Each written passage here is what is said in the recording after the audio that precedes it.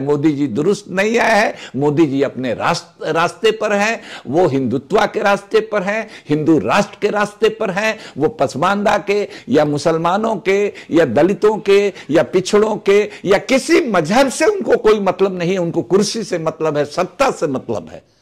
तो उसके लिए वो जातियों में, हिंदुओं में भी ये काम करते रहते हैं, मुसलमानों में भी करते रहते हैं, ये सिखों में करते रहते हैं, सब काम करते हैं। किसानों का आपने देखा आंदोलन हुआ, सिखों को देशद्रोही, खालिस्तानी क्या क्या कहा, और फिर माफी भी मांग लिया और फिर वापस भी कर दिया बिल, और फिर उसी काम में लगे भी हुए हैं किसानों का मने ये करने में। तो ये तो उनकी फितरत है, ये करेंगे। लेकिन ये बड़े मौलाना लोग, ये लोग अगर कह रहे हैं कि दुरुस्त आए, तो उनका दिमाग दुरुस्त नहीं है। वो मोदी जी दुरुस्त नहीं दे रहा है, दुरुस्त नहीं आए हैं। इनका दिमाग, जो मौलाना कह रहे हैं कि दुरुस्त है, इनका दिमाग दुरुस्त नहीं है अभी।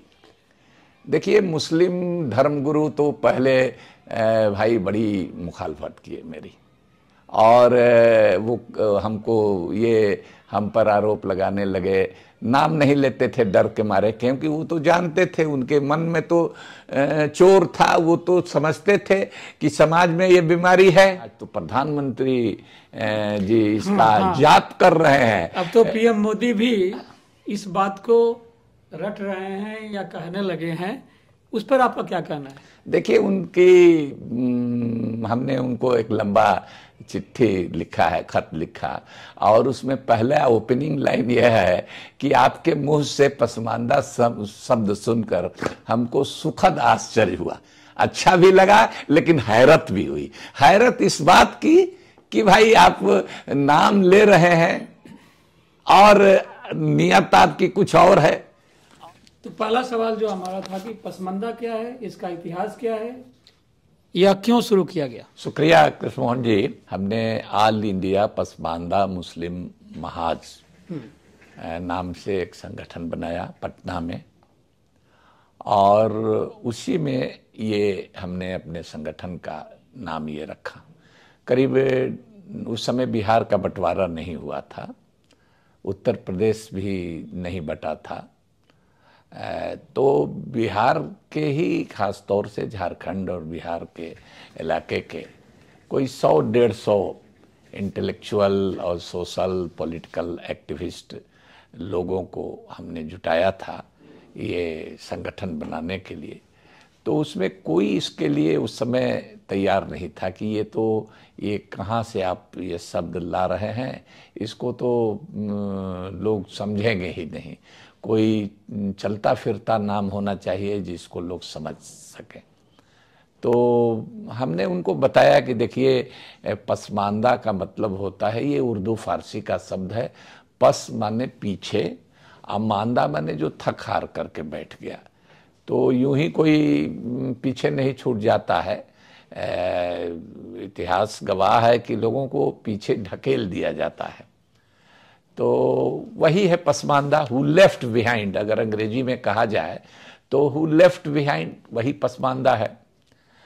और ये जाति सूचक शब्द नहीं है और न धर्म सूचक है। न पसमानदा नाम की कोई बिरादरी है और न पसमानदा नाम का कोई धर्म है, न सिर्फ भारत में बल्कि पूरी दुनिया में कहीं नहीं है। तो ये क्या है फिर? ये एक समूह है। कैसे लोगों का समूह है? जो पीछे छूटे हुए हैं, जो दबे कुचले हैं, जो मार्जिनलाइज्ड हैं, जो शोषित हैं, पीड़ित हैं, वैसे लोगों का लोगों की एक जमात है, एक समूह है। अगर अंग्रेजी में कहें तो पसमानदा डिनोट्स क्लास, वो कास्ट नहीं है और रिलीजन नहीं है, रिलीजन न्यूट्रल है, कास्ट न्यूट्रल है। तो ये हमने इसलिए ये शब्द दिया कि हम चाहते ये थे कि पॉलिटिक्स को रिलीजन से डीलिंग किया जाए। पॉलिटिक्स अलग चीज है, सियासत अलग चीज है, और राजनीति अलग चीज है। दोनों का घाल मेल बड़ी खतरनाक साबित हुआ है। और तजुर्बा था, बाबरी मस्जिद का डिमोलिशन हुआ था, देश में दंगे हुए थे और ये सब घटनाएं घट चुकी थी। तो उस पृष्ठभूमि में आप समझ लीजिए कि हमारे दिमाग में ये हलचल थी कि राजनीति को ऐसी बात नहीं कि सिर्फ हिंदुओं में कुछ लोग धर्म और राजनीति का घालमेल किए हुए हैं, मुसलमानों में भी ऐसा है। तो हम चाहते थे, या दूसरे धर्मों में भी ऐसा है, तो हम चाहते थे कि राजनीति और धर्म चीज जुदा जुदा हो, अलग अलग हो, दोनों सेपरेट किया जाए। तो इसीलिए किया। दूसरा हमारा ये शब्द देने का मकसद ये था कि एक सभी धर्मों के जो दबे कुचले पिछड़े दलित ये लोग जो हैं, पीछे छूटे हुए लोग हैं, मार्जिनलाइज्ड लोग हैं, उनके बीच एक ऐसा हो कि एक पुल बनाया जाए, एक ब्रिज बनाया जाए। तो पसमानदा, जब हम पसमानदा कहते हैं तो इसका मतलब मुसलमान नहीं है। हम उर्दू में जरूर बोल रहे हैं, फारसी में जरूर बोल रहे हैं, फारसी उर्दू का अल्फाज जरूर है ये, लेकिन पसमानदा हिंदू भी पसमानदा होगा, सिख भी होगा, ईसाई भी होगा, बुद्धिस्ट भी होगा। किसी भी धर्म का आदमी न सिर्फ भारत में बल्कि दुनिया में अगर हम अपनी जुबान में बात करेंगे तो उसको पसमानदा कहेंगे। तो एक धर्म से अलग चीज, तो एक सेकुलर, माने एक तरह से कहिए पंथ निरपेक्ष शब्द है ये। तो हमने चलाया, लेकिन लोगों को बात उस समय समझ में नहीं आ रही थी कि कठिन शब्द है। तो हमको याद है कि आपको बताएं कृष्ण मोहन जी कि हमने कहा था कि अगर हमारे अल्फाज नहीं चलेंगे, हमारे नारे नहीं चलेंगे, हमारी पहचान कैसे अलग होगी, और दूसरी चीज की हमारी सियासत कैसे खड़ी होगी। पहचान की बात हम क्यों कर रहे थे कि अकलियत में, मुसलमान में भी अकलियत में हमारी पहचान हम फेटा गए थे, खिल्त मिल्त जिसको उर्दू में कहते थे, हम फेटा गए थे। तो हम अपनी पहचान की, हम दबे कुचले पिछड़े, हम शोषित दलित पीड़ित मार्जिनलाइज्ड लोग हैं, इसकी हम पहचान कराएं देश को कि ये तबका है जो ये पीछे जिसको ढकेल करके कर दिया गया है। तो इस मकसद से ये शब्द लाना चाहते थे। तो लोगों ने, चूंकि मीटिंग ही हमने बुलाई थी पटना के एमएलए क्लब में, अब तो वो एमएलए क्लब टूट भी गया, तो दरी पर बैठ करके 100-150 लोग, रांची से लेकर के, चंपारण से लेकर के और कैमूर से लेकर के, तो ये थे बिहार ही के लोग थे उस समय। तो पहले तो हमने बिहार नाम से ये बनाया, पसमानदा मुस्लिम महाज बिहार, लेकिन ये बाद में चल करके एक सम्मेलन करके ऑल इंडिया इसको रूप दिया गया। तो यही है पसमानदा, और पसमानदा शब्द का लफ्जी मायने, वर्ड मीनिंग यही है। और ये धर्मनिरपेक्ष है, जाति निरपेक्ष है, ये एक समूह सूचक, ये एक क्लास है, एक वर्ग है। लेकिन आप दलित मुसलमान शब्द का भी इस्तेमाल कर रहे हैं। मुसलमानों में दलित होता है क्या? जी देखिए, पसमानदा के अंदर ही एक पसमानदा तरीन शब्द है, उर्दू का वो भी शब्द है पसमानदा तरीन। तो ये पसमानदा तरीन है ये दलित। जैसे शूद्राज थे ना, तो अति शूद्रा, पहले देखिए दलित शूद्र में ही आते थे, अति शूद्र में आते थे दलित भी। दलित शब्द बहुत नया नहीं है। इवन आप देखिएगा कि बाबा साहब अंबेडकर ने भी दलित शब्द का इस्तेमाल नहीं किया है। उन्होंने तो शेड्यूल कास्ट, शेड्यूल ट्राइब, इस तरह के शब्दों को दिया। भारत के संविधान में यही शब्द है इनकी पहचान के लिए, वो भी वर्ग सूचक है। तो हमने, हमारे लोगों को हमने ये कहा कि दलित, जैसे बैकवर्ड हम करते या और दूसरी करते तो वो बात नहीं बनती, अंग्रेजी का भी शब्द हो जाता। जिस तबके में हम काम कर रहे हैं तो उसकी जुबान में हमको बात करने से ज्यादा हम लोगों तक पहुंचा सकते हैं इस बात को। आज देखिए दुनिया भर में हमारा पसमानदा शब्द किस तरह से खिला है। तो ये 98 से लेकर के अभी तक का लगातार ये संगठन के तौर पर या लिटरेचर उसका तैयार कराने के तौर पर इसमें काम किया गया है। तो हमारे कहने का मतलब ये है कि दलित जो हैं इसी पसमानदा के एक हिस्सा हैं। वो उनको अति पिछड़े की सूची में रखा गया है। सरकारी तौर पर अभी उनको दलित की मान्यता नहीं है, लेकिन दलित के लिए भी कोई उर्दू फारसी का शब्द हम चुन रहे थे, लेकिन हमको नहीं मिला ऐसा कोई शब्द, हम नहीं मिला, अब नहीं चला सके, तो हमने उसी को ऑप्ट कर लिया। कोई चीज बढ़िया हुई या होता है, एक भाषा के ऐसे हजारों के लाखों शब्द मिलेंगे, उर्दू को हिंदी में है, हिंदी के उर्दू में है, कई फारसी से आए हैं, कई संस्कृत के शब्द आए हैं, कई दूसरी देश की भाषाओं बोलियों से लिए जाते हैं शब्द, तो हमने भी दलित का शब्द लिया। तो एक तरह से जो दलित को जोड़ने वाली भी बात करी। हमारी अभी एक किताब ही पूरी आ रही है, संपूर्ण दलित आंदोलन उसका नाम है, और पसमानदा तसव्वुर, पसमानदा की क्या अवधारणा है, सभी दलितों को कैसे एक प्लेटफॉर्म पर लाया जाए, उनके बीच कैसे दर्द का रिश्ता है, बल्कि दर्द का रिश्ता नहीं, ये कहा जाए कि उनका डीएनए एक है। तो ये पसमानदा के ही हिस्सा है, जो पसमानदा तरीन है, उनके लिए हमने दलित शब्द चुना। अब जैसे कहिए जी कि कौन है पसमानदा में दलित, मुस्लिम में भी भंगी हैं, मैला ढोने का काम करते हैं, स्कैवेंजर हैं, सर पर मैला ढोते हैं। गटर में जो लोग मरते हैं, गुड़गांव में मरे या गाजियाबाद में मरे या बंबई में मरे या कलकत्ता में मरे, इन गटर में जो जहरीली गैस से मरते हैं, सफाई आए दिन अखबार में ऐसे हजारों लोग मरे हैं। उसमें हिंदू का हलाल हलखोर होता है तो मुस्लिम का हलाल खोर भी है, उसको लाल बेबी भी कहा जाता है, कहीं होलैया कहा जाता है, कहीं हेला कहा जाता है। ये आते हैं दलित में। मुस्लिम में धोबी है, हिंदू धोबी, मुस्लिम धोबी, कपड़ा धोने का काम उसका भी इसका भी। उसी तरह से नट है, हिंदू भी नट है, मुस्लिम भी नट है, दोनों में शादी ब्याह भी होता है, तो वो दलित मुसलमान है। उसी तरह से बक्खों है, पवरिया है, गधेड़ी है, गधेड़ी हिंदू में गधेड़ा और मुसलमान में गधड़ी। यही दिल्ली में भी आप चले जाइए, दिल्ली में भी है, बनारस में भी है, बिहार में भी है, सब जगह एक गधेड़ी, जहां की गलियां सकरी हैं, पतली हैं, ट्रैक्टर नहीं जा सकता है, उस जमाने में बैलगाड़ी नहीं जा सकती थी, रिक्शा नहीं जाता है, तो गधे की खच्चर और गधे के बीच में एक खच्चर और गधा, घोड़ा के बीच में एक गधा भी होता है।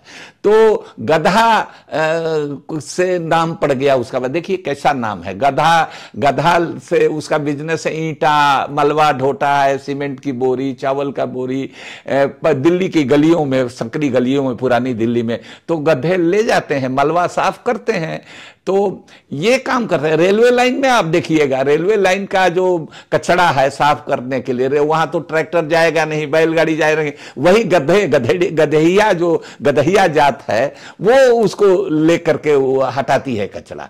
तो ये एक बिरादरी है। उसी तरह से एक बिरादरी का नाम तो हमारे यहां भटियारा है।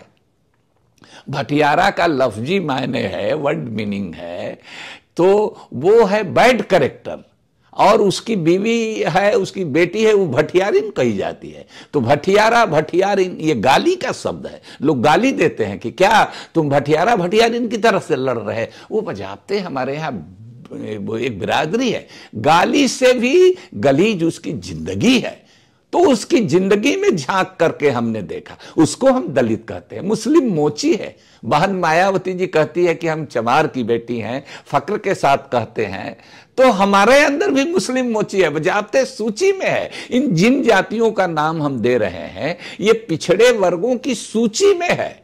मंडल कमीशन हो, काका कालेलकर कमीशन हो, मुंगेरी लाल कमीशन हो, सब कमीशन में ये जातियां हैं। अगर भटियारा शब्द डेरोगेटरी लगता है, हम नहीं कहते, अगर सूची में नहीं होती तो हम आपके कैमरे पर, आपके इंटरव्यू में इस शब्द का इस्तेमाल नहीं करते। तो इस तरह से हमारे अंदर मोची भी है, सपेरा भी है, मदारी भी है।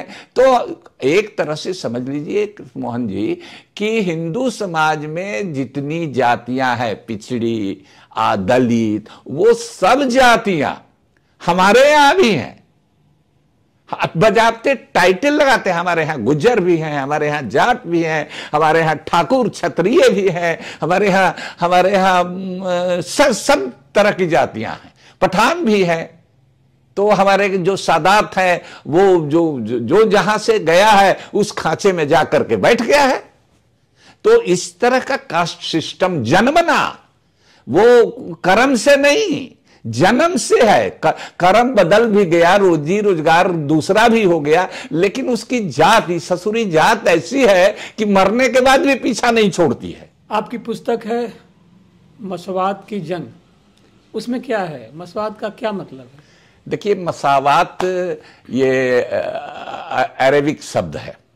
इस्लाम जो है मजहब, जो है धर्म है, अगर वो इस्लाम मजहब की रीढ़ की हड्डी का नाम मसावात है। अगर मसावात को निकाल दीजिए तो इस्लाम अलग कोई चीज नहीं बच पाती है। तो मसावात माने बराबरी। मसावात की जंग का अगर हम तर्जुमा करेंगे अंग्रेजी में तो बैटल फॉर इक्वालिटी होगा, मसावात के लिए बल। तो जो मसावात हमारे मजहब में है, हमारे कुरान में है, हमारे नबी पैगंबर, आखिरी पैगंबर की जिंदगी में है, उनकी हदीसों में, उनकी हिदायतों में है, उनके जीवन में है, वो हमारे समाज में नहीं है। तो उसको स्थापित करने के लिए फिर से हम इसकी लड़ाई लड़ रहे हैं कि भाई यहां तो कोई बड़ा छोटा वसूलन सिद्धांत रूप में इस्लाम में तो कोई बड़ा छोटा नहीं है, जैसे हिंदू धर्म में एक वर्ण व्यवस्था है।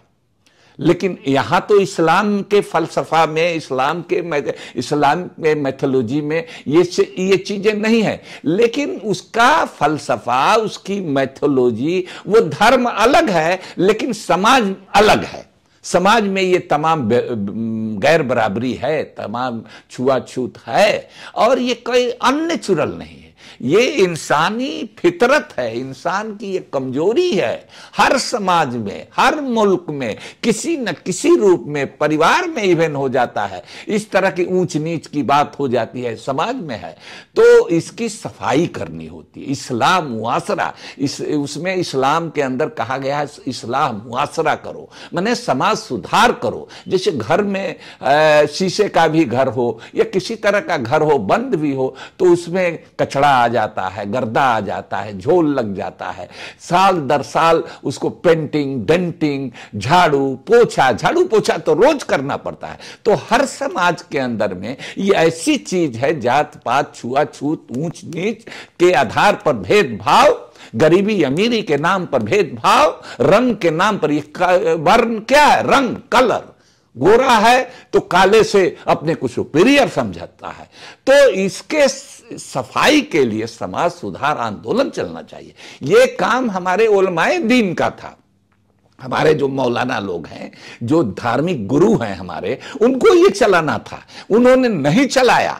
तब जा करके हमने इस मुहिम को शुरू किया। ये पसमानदा जो है और मसावात है, ये दो मसावात से ही पसमानदा निकला है कि भाई पसमानदा में हम एक एसर्ट करने के लिए एक शब्द दिया कि कैसे है पसमानदा भाई, जबकि हम पिछड़े हुए हैं, तो बराबरी लाओ। तो इसकी लड़ाई के लिए ये मसावात है। हमारी किताब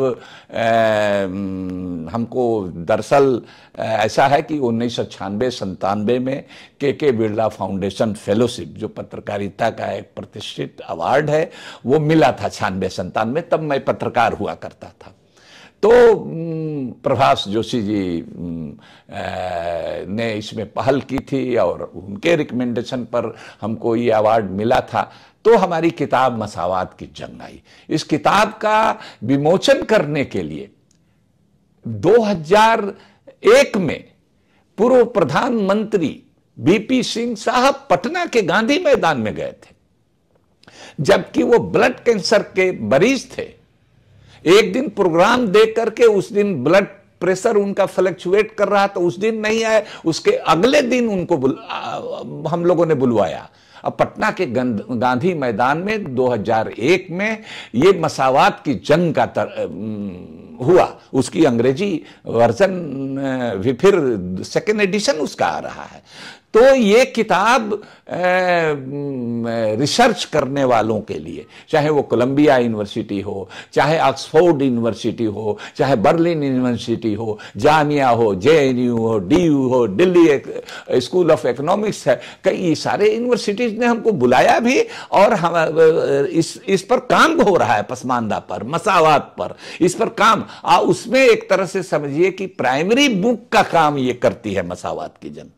हमें इस बात का करम है ऊपर वाले का, या आप सब लोगों की दुआएं हैं कि ये किताब हमारी दुनिया भर में मशहूर हो गई, और इसको लोग पढ़ते हैं, लगातार पढ़ रहे हैं। इसके कई जुबान में इसका तर्जुमा है। अभी पता चला सिंधी में इसका पाकिस्तान के अंदर सिंधी में इसका तर्जुमा हो रहा है।